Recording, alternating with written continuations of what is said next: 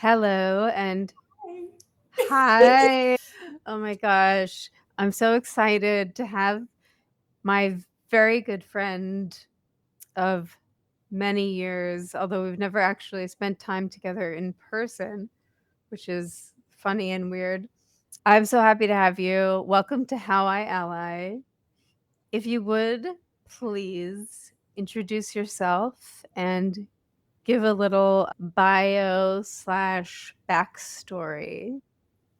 Sure. I'm so happy to be here. We were just saying, I wish that we were doing this all these years, like having our weekly time together. We met in a Hilarity for Charity support group years ago.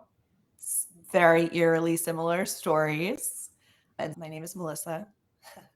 I am based in Los Angeles. I am originally from the East Coast, but have been out here for about 17 years, so a long time.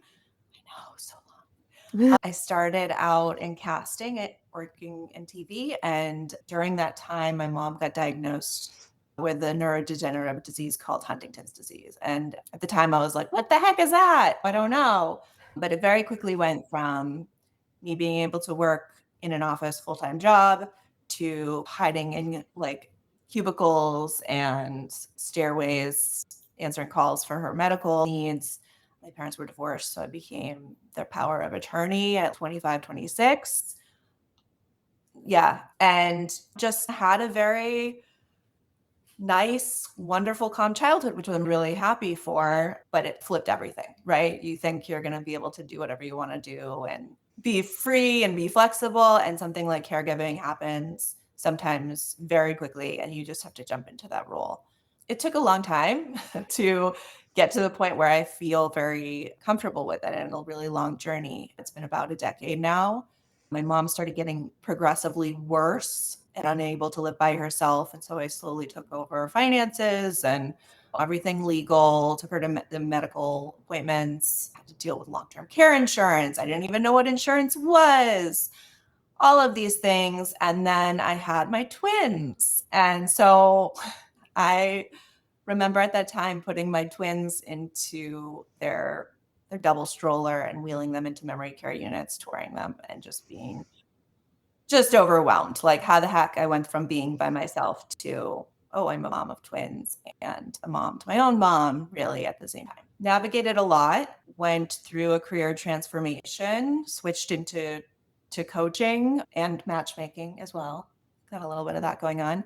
And then went back to school and got my master's in clinical psych, finished that program, working through the MFT program here in the state of California. And so that's been really wonderful. And now feel at a very good pace. My kids are 10, almost 11, have a little bit more flexibility. I know it's wild. We met when they were nuggets. And my mom is now at the very end of her journey. I hope we have a little bit more time. She's on hospice care now, so it's the end of Huntington's.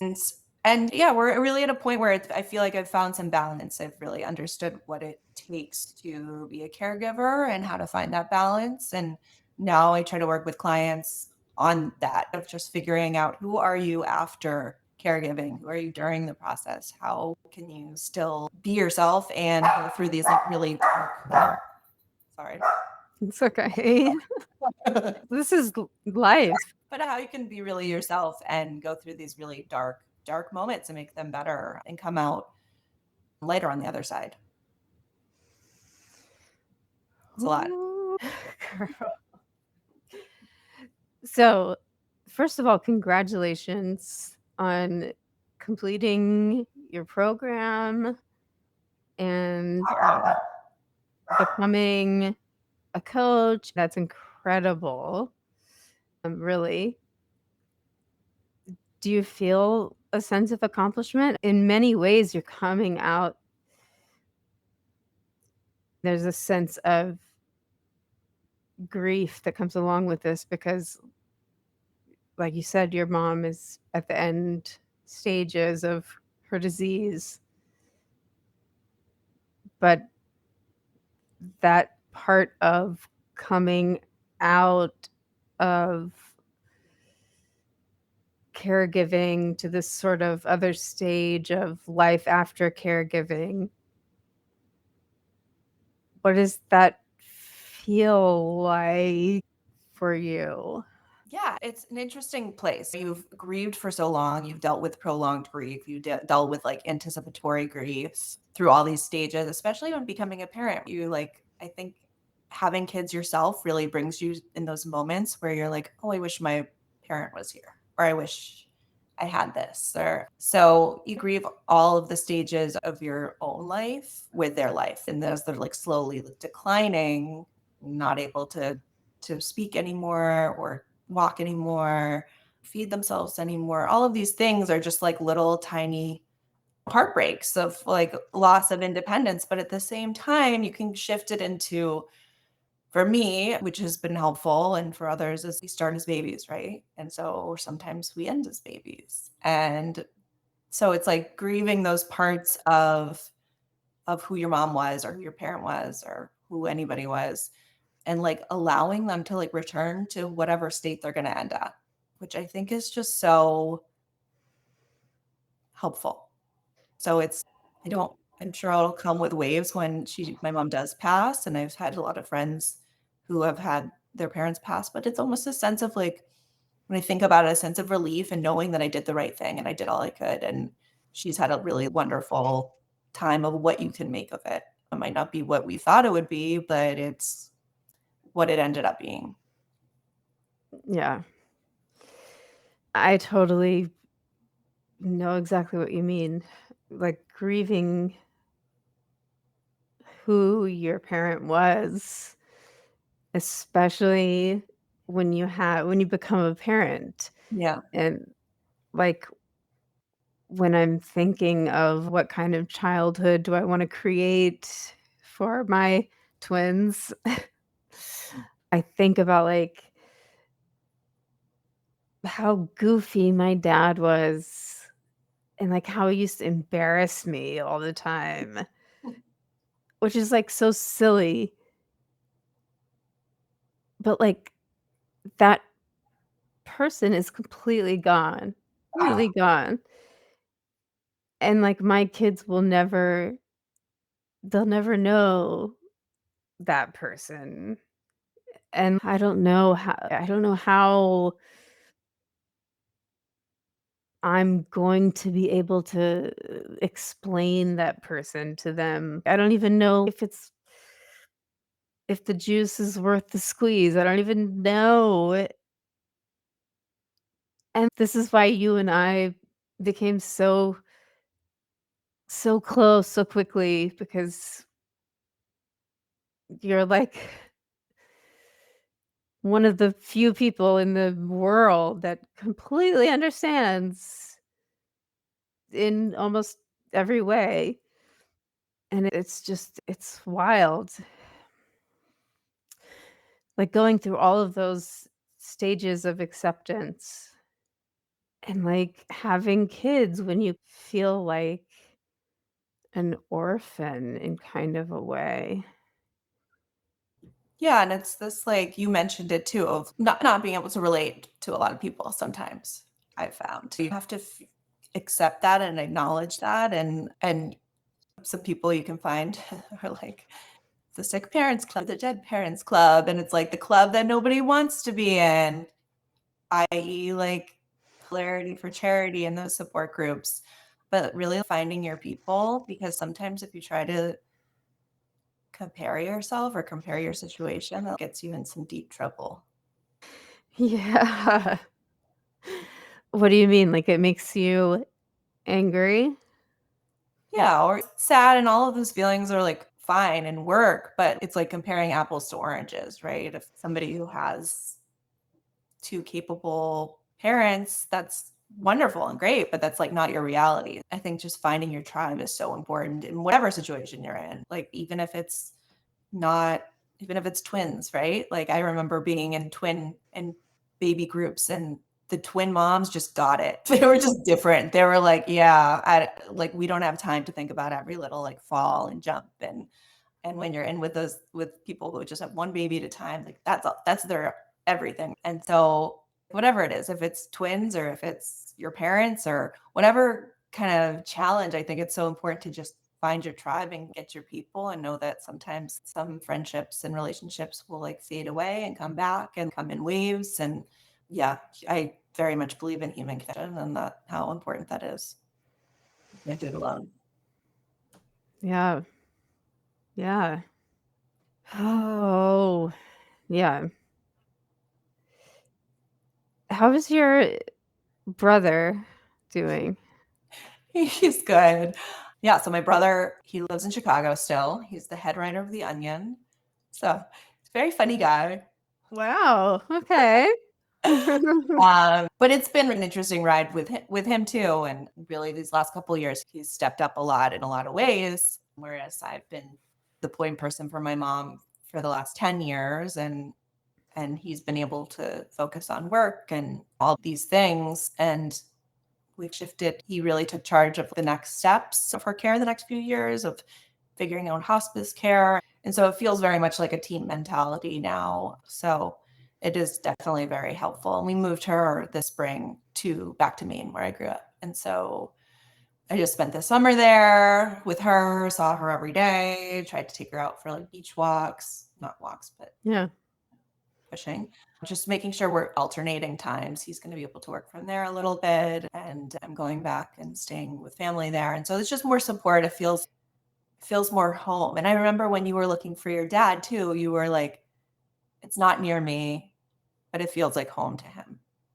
And I Yeah. remember you saying that. And I think that's the same as my mom. Like you look out the place of where she is now in hospice, and it's woods and it's calm and it's like nature and it's what I grew up with. And in LA, it's a different vibe. It's like an alleyway with a dirty street, and love it. Great tacos, great like Yeah. sushi, great beaches, but it's not known for its calm, I would say. Yeah, totally. Yeah. Like, I feel like when my dad was with us, he was actually depressed, I think, Mm, because he missed home, his home. yeah. I think that brings him comfort even though he's alone. Yeah. It's interesting. I feel like I also have to remind myself of they are people too. They have their own stuff. Like they don't want to see us every day sometimes. It's Right. to the point where they're like, all right, bye. I need a little rest. Or like I remember going to college, like, I don't know, college once a week. That was it. I wasn't there every day. Yeah. Oh, they are people too. And like there's a balance of yes, they need us and they need assistance. But I remember when my mom first got sick, she said, I don't want you to always care for me. I don't want that to be everything. And unfortunately, like that, you do what you need to do and in those situations and you step up. But I always have that in the back Right. of my mind. Like when I feel bad about putting her into care, I feel bad about like other people helping. We're not meant to do this alone. It's That's a well, yeah. That's a gift that she said that to you. I know that my dad feels that same way. Like I know that if he had his perfect scenario, he would be alone. Like he would be independent. Like right. he'd be able to do everything by himself. And I know he wants to see his grandkids. He's only met them once. Yeah, they're only 2 and they certainly wouldn't understand exactly what was going on with him, and he wouldn't be able to God, I don't this just hit me in an emotional place. He wouldn't be able to hold them because he does Parkinson's, Yeah. among other things, but that's really progressed, and he's he's really not strong at all Mhm. anymore. And he certainly couldn't, like, handle them physically. Yeah. And so I think he knows that, and, like, he hasn't said that, but I think that makes him feel a little like embarrassed. Blah. I think that contributes to like of course he wants to spend time with them, but at the same time he doesn't want to, I don't know, he doesn't want to have some sorrowful, pitiful showing that makes him feel bad and makes me feel bad. And of course, he hasn't said any of this, so I could be like creating all of this in my mind. But he's just that kind of guy. He has pride, and he prefers to stand alone, and that doesn't. I just at this point, I just try to be understanding of what he wants and honor that as much as I can, because God knows he's not living the way he thought he would be living, and that sucks. Yeah. So it feels like it's almost like he it's interesting because my mom, the way her disease progresses, there's a little of what you lack. And with him, it sounds like he's pretty aware of what is happening and health he's lacking, which is even almost harder in a way. Yeah, isn't that it's weird, it's strange because he has dementia. He has Parkinson's, which I mean, he has hallucinations, which he tells me about, and they're freaky. But yeah, he does still have an awareness of, which yeah, it does make it sad. More sad, harder in many ways. Yeah. It also sounds like he has to come to a point too of understanding, right? Of like understanding and accepting his limitations and actually like a very resilient. And it's interesting. I wonder if having them have more exposure and having him have more exposure and getting to a point of acceptance of it's okay if we can only shake a tambourine or watch a funny show together. That might be it. Like we might not be able to do it at the park or do these other like normal, quote unquote, normal person things, but we can still do things that are like meaningful and meet both sides where they are. Like meet a 2-year-old where they are and meet your aging father where he Oh my is. God. You are absolutely right. You're so right.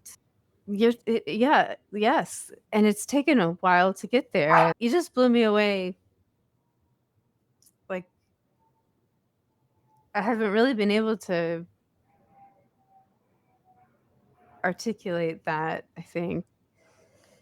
Yeah. And like, just you like mirroring that back to me just really profound and really helpful. Yeah, it's trial and error though, right? It's like going to be whatever feels good for you and for them and for him, and like juggling that and juggling how it all feels, and again, like meeting everybody where they are. Absolutely. And like me being okay with that. Like me not like scrambling to try to get my dad to say something he would have said 10 years ago, working like overtime to try to create something that I can't. I can't. I'm not God. I'm not like, Right. You can't control it, which was so hard. yeah, it's heartbreaking, but Mhm. that's what it's all about, right? Is acceptance. Acceptance and letting go of control, right? Yeah. You can Yeah. decide how it wants to look. Does it want to look sad, or does it want to look like we go see grandpa, what do you call him? Person. person. He's Southern. We call him Pap or Pappy. So we go see Pappy and we like put on music and we bring Play-Doh and we just have like put on his favorite music, right? And that's just what they know. It's like he can't contribute in a lot of ways, but he could contribute in like the way the songs he loves, or music does so much, right? Just like adding a good song, like especially my mom, and your dad's not old either. Like my mom's not even 70 yet. So it's like putting on like Beatles and putting on, Oh, yeah, like she was cool. oh She's super yeah. cool. So it's like putting on these like fun songs and just being like, okay, we're just gonna like sing and dance. Like for me, like that's my happy place. I was like a musical theater kid, so Oh, just totally. we can just sing and dance through this. Like it's way better than if we're just sitting in silence. Yes. And like my kids, especially my son, he like naturally is there. If I put on the talking heads, he's takes it really seriously and he's like dancing like all weird like with David Byrne. And my dad was totally into that shit when he was Yeah. younger. It's like this crazy connection. It's awesome. Yeah. And it takes a while to get there. It's taken my kids are almost 11. They're gonna be in fifth grade. It's taken a long time and they've had to like see her progress and like work through that. And I think it makes them more well-rounded humans, right? Absolutely. Absolutely. For some kids, everything is super easy for them. Everything is laid out, everything happens quite easily for them. It's like I want them to have things easily because that's like easy, but it's also for them to be good human beings. Like I'm glad that they see me and just how different it is so that they're not spoiled little white people. I don't know. Yeah, absolutely. Yeah, you're a deeply feeling person, so am I. I think Yeah. a lot of us are, especially like caregivers, right? Like what's natural. And so it's like Yeah. what that fills us, but it's like understanding why it fills us and understanding like their limitations. Yeah. Yeah. Your kids are going to grow up like, they're going to grow up and they're always going to think this, but then at some point, when they're old enough, they're going to realize, oh my God, mom is like fucking incredible. Like all that she's done and all that she did and all that she went through and Thank you. We need to, obviously. And I hope that our children see us as humans, right? Like I don't think I saw my parents as humans until I was an adult. Like I thought they were just these all-powerful, all-knowing creatures, and then just that realization, like we're all human, we're all just trying our best, and sometimes it doesn't end up well, and that's what you're modeling for them, like these healthy boundaries and these healthy like emotions and understanding of your feelings and all of these things. And the like life is messy, and I think that's so important too. yeah, because they are going to need to most likely they're going to need tools to deal with life if it gets messy. Like the worst thing that we could do for them is not prepare them to deal with shit. Absolutely. And I think that was our generation too, at least my childhood. It was like pretend things didn't exist. Let's not Yeah. talk about it. I'm a bedroom kid. You have feelings, go in your bedroom. And so those were That was how I was raised. I think a lot of people were raised at the time with zero feelings, zero talk. Yes, zero talk. And just navigating through life and just like, we don't talk about the bad things. Those get put away in some other place.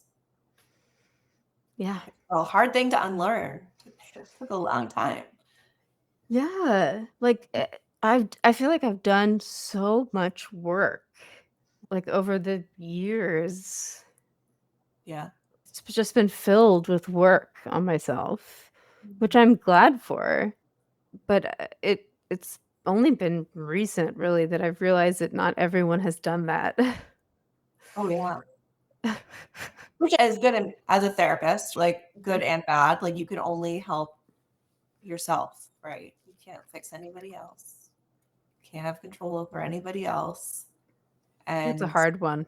yeah, and some people that's great for them. Like they just follow the line. They just keep on chugging. But for others of us, there's so much introspection and thought and pivots, and like that's so important just as a human, but as a caregiver, as a parent, all of these different roles just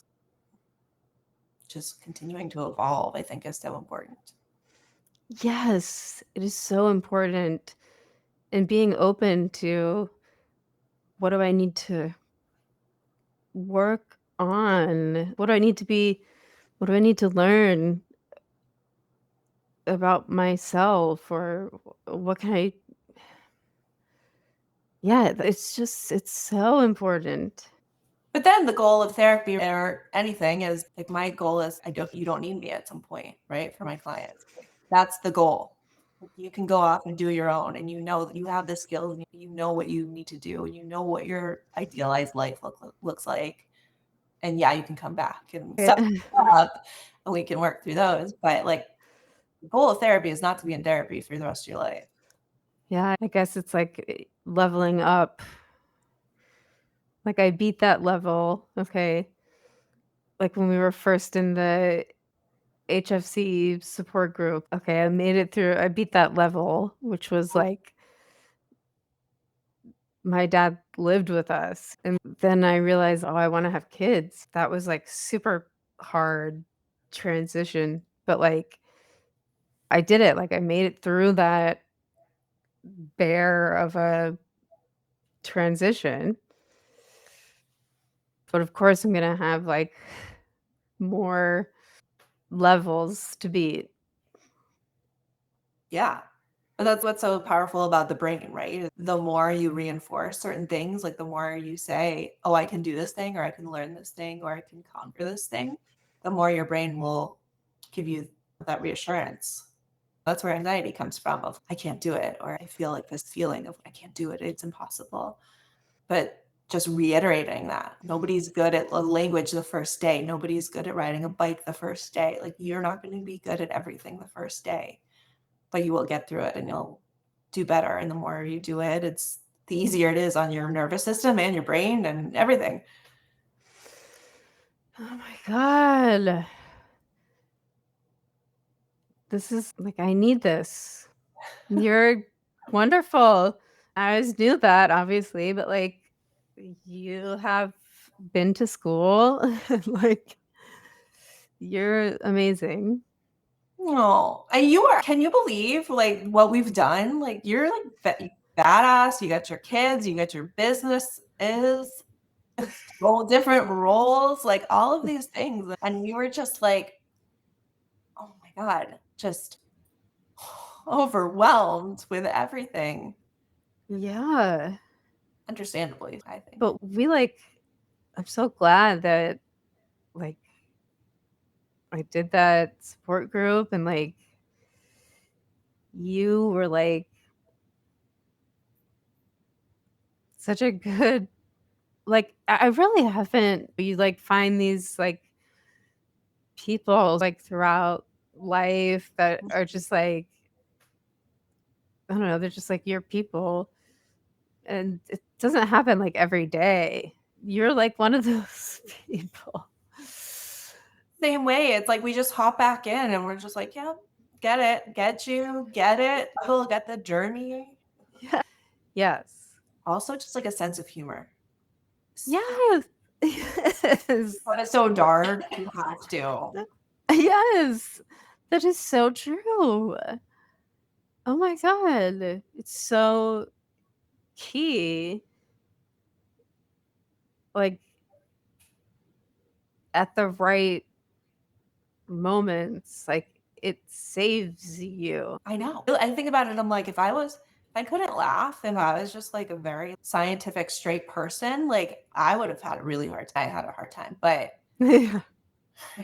Yeah. but Like, why am I laughing at that? it is. But if you can't laugh at it at some of it, like what it must be really difficult.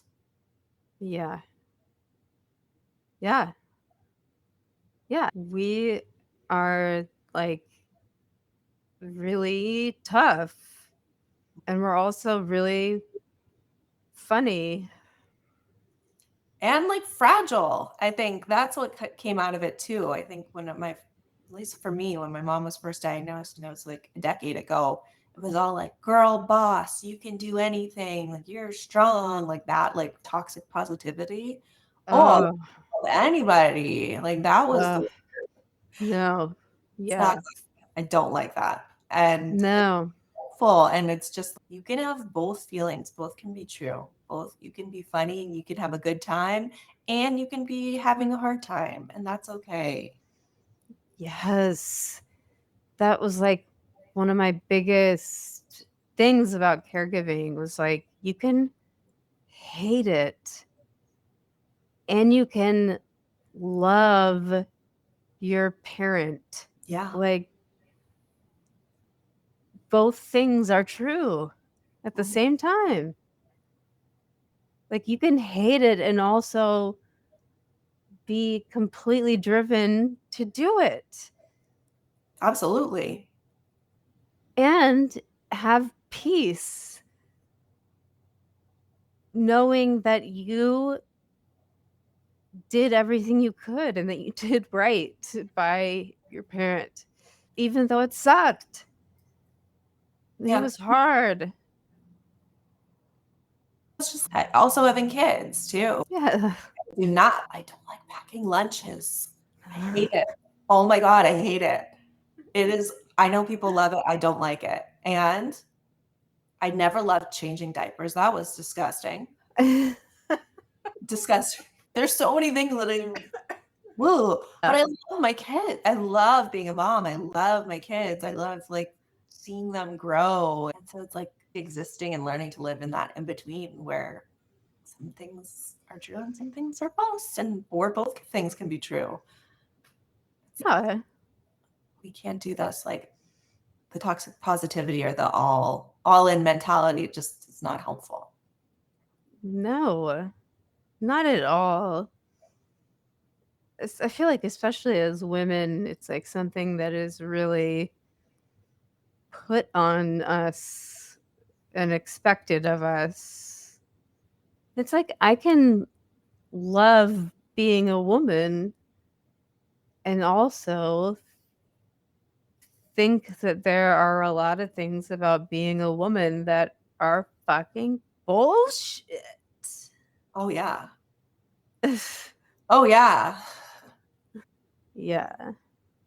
Yeah, it's like learning to live in that in between. It's like you don't have to label yourself all the time. You don't have to be like a certain thing. You don't have to be either a girl boss or an amazing homemaker, or like all of these roles are just really where we get into trouble of just being able to understand like different identity shifts, and that we're still our core at the end of the day, and understanding like our core values, and that's what's important. And we don't have to be 100% of one thing. We can be a little piece of this, a little piece of that, and we can create our own identity and be like the version of ourselves that we want to be, which is so fun about, I think.